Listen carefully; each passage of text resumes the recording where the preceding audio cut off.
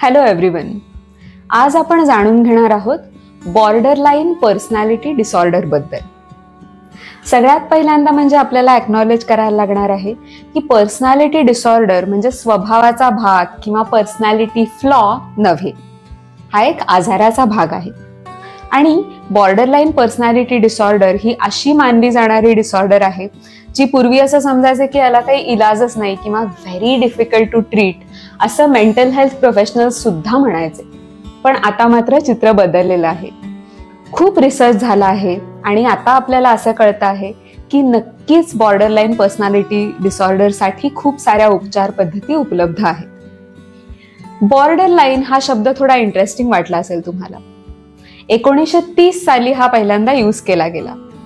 याच्यामध्ये त्यांचं असं म्हणणं होतं की it's a border between neurosis and सायकोसिस. न्यूरोसिस मध्ये आपल्या सगळ्या अँझायटी डिसऑर्डर्स आणि पॅनिक वगैरे हे सगळं येतं, म्हणजे ज्यांना ह्या प्रकारचेही सिम्पटम्स आहेत. आणि सायकोसिस म्हणजे touch with reality is not there, की खरं काय आहे आणि मी इमॅजिन करतो ते काय आहे ह्यातला फरकच मला कळत नाही, तेव्हा सायकॉटिक डिसऑर्डर्स असतात त्या.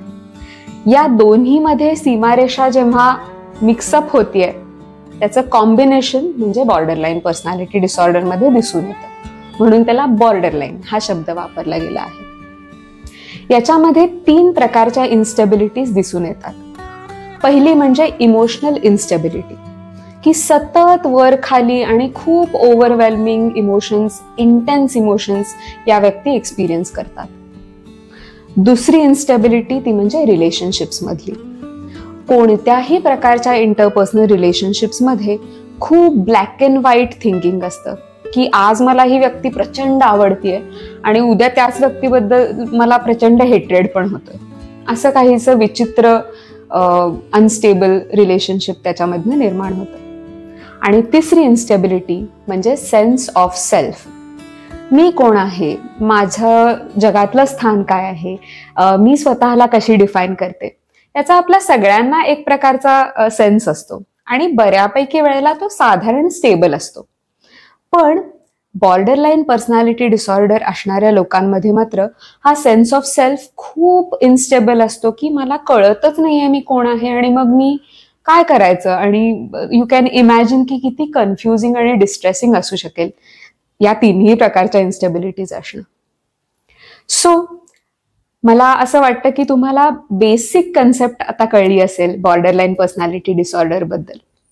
याचे एक्झॅक्टली कॅरेक्टरिस्टिक्स काय काय असू शकतात याचा डिटेल्ड व्हिडिओ आपण पुढच्या भागात बघणार आहोत. So stay tuned. आणि तुम्हाला आत्ताच्या व्हिडिओमध्ये काहीही शंका असतील तर feel free to reach out to us in the comment box. Thank you.